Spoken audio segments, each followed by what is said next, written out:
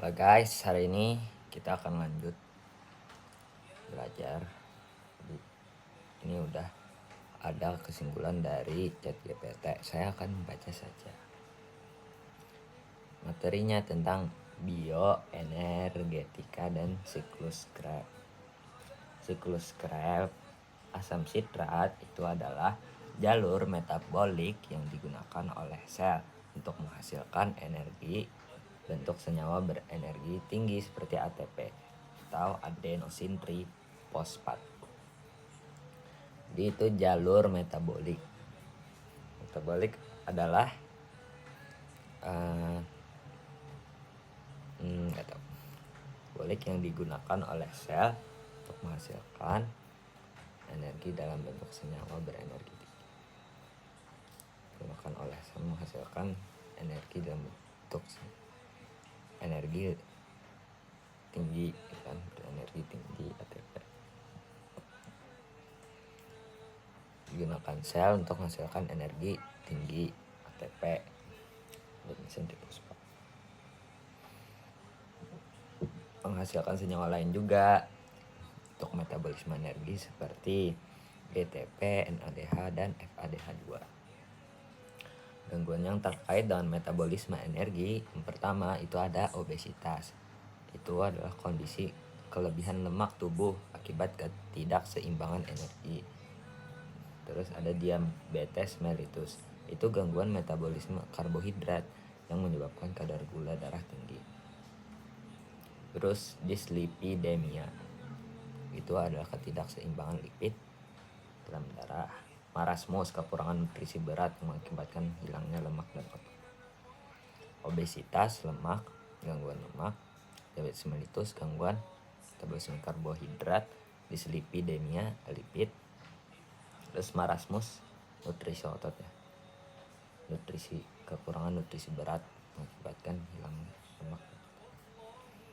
Terus ada jenis senyawa energi tinggi. Pertama ATP, ya kan, tadi sumber energi utama untuk berbagai proses seluler. Terus GTP, itu untuk sintesis protein, diperlukan untuk sintesis protein. Terus ada UTP, itu digunakan untuk membentuk molekul gula. CTP penting dalam sintesis lipid. ATP, sumber energi utama untuk segala proses seluler. GTP perlukan untuk sintesis protein. UTP untuk membentuk molekul gula. UTP membentuk molekul gula. GTP lipid. GUC, G-nya protein, U-nya molekul gula, C-nya lipid. G-nya protein, U-nya molekul gula, C-nya lipid.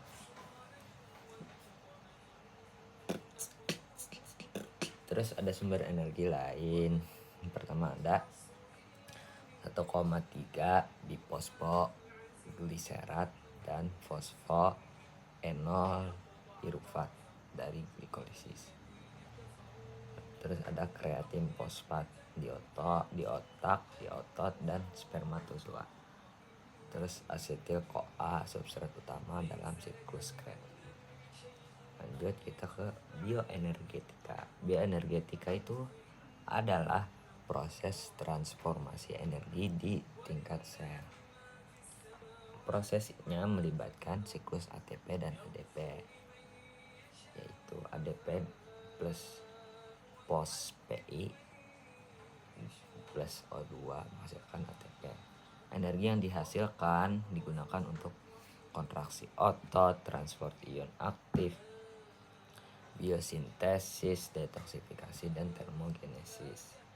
Energi dari oksidasi. Terus oksidasi menghasilkan energi yang dilepaskan sebagai panas dan disebut reaksi eksergonik. Eksergonik melepas energi. Kebalikan dari reaksi eksergonik yaitu reaksi endergonik. Itu seperti membutuhkan ATP dari ADP. eksergonik melepas. Oksidasi menghasilkan energi yang dilepaskan sebagai panas.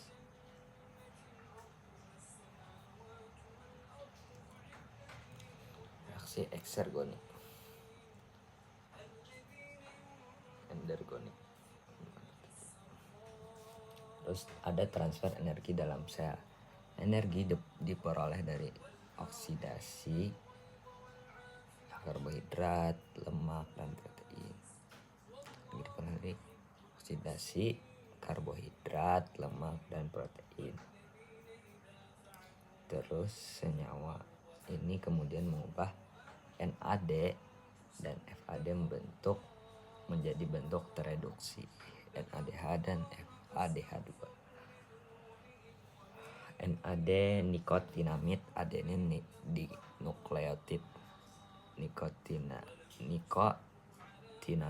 adenin dinukleotid, FAD flavin adenin dinukleotid.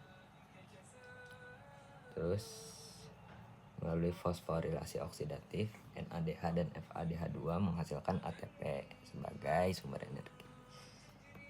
Terus ada proses glikolisis. Glikolisis adalah pemecahan glukosa menjadi pirufat. Tahap akhirnya glukosa 6 karbon bentuk 2 molekul pirufat 3 karbon.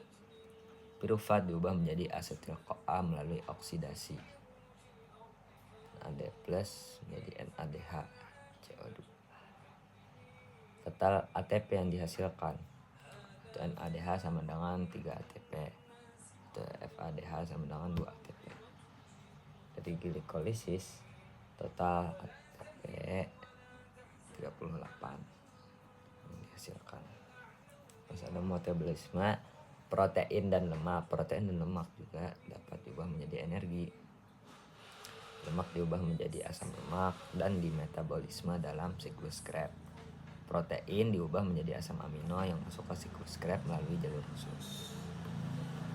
Lemak menjadi asam lemak dalam siklus Krebs.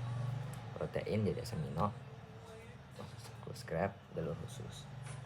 Terus reaksi anaplerotik, bahasa Inggrisnya filling up mengisi berarti. Anaplerotik adalah proses pengisian kembali senyawa yang hilang dalam siklus Krebs.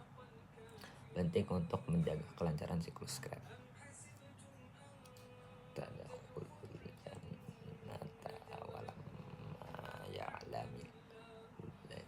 Proses pengisian kembali senyawa yang hilang. Yang hilang kembali pulang.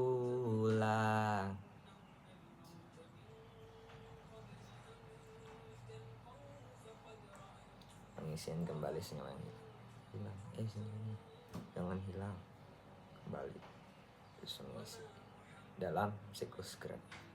Sini masuk ke dalam siklus Krebs, jangan hilang, terus diisi. Itu penting untuk menjaga kelancaran siklus Krebs. Terus regulasi siklus Krebs. Siklus ini diatur oleh pertama ketersediaan substrat seperti asetil-CoA, konsentrasi NADH dan FADH2, logam dan vitamin tertentu seperti vitamin B3 NAD dan vitamin B2 FAD.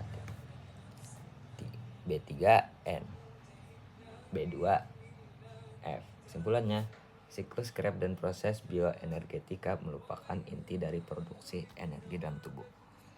Energi ini mendukung berbagai fungsi vital, mulai dari aktivitas sel ke metabolisme tubuh secara keseluruhan.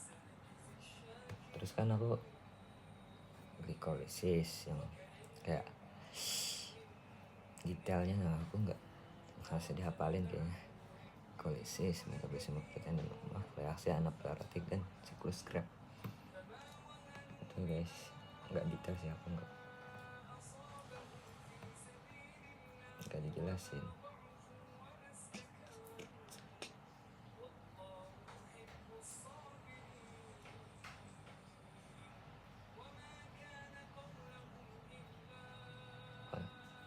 Glikolisis terjadi di sitoplasma menghasilkan keuntungan bersih berupa 2 molekul ATP dan 2 molekul NADH.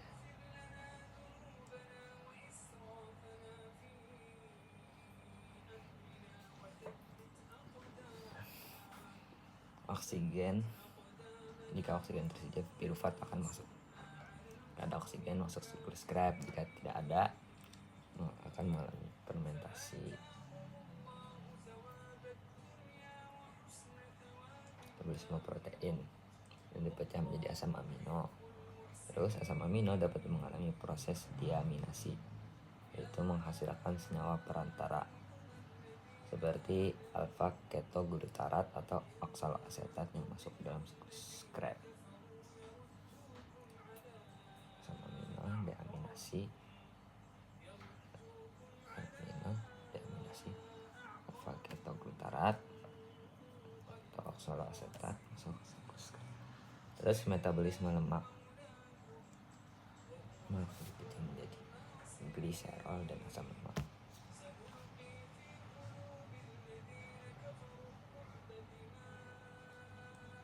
Gliserol dan asam lemak.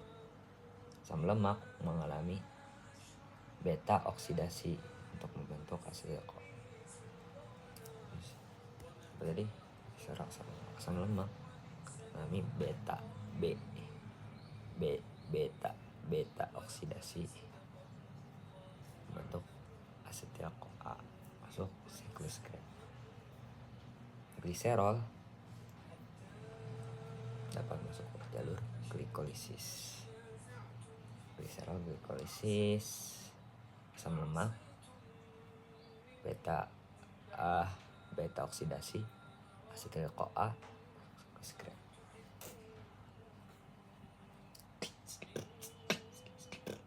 Terus reaksi anaplerotik adalah proses yang mengisi kembali yang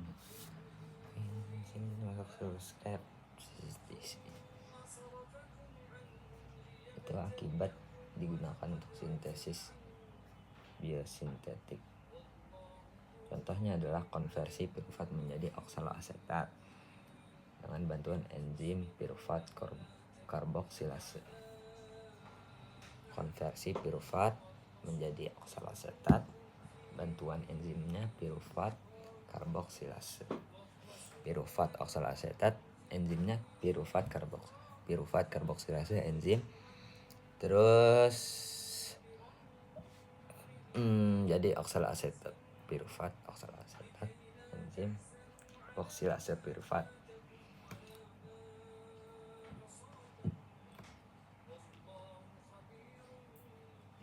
Lagi siklus Krebs tadi asetil CoA NAD plus ADP.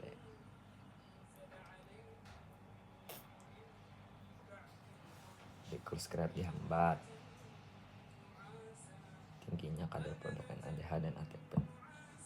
Enzim kunci seperti sitrat sintase, isositrat dehidrogenase, alfa ketoglutarat dehidrogenase berperan penting dalam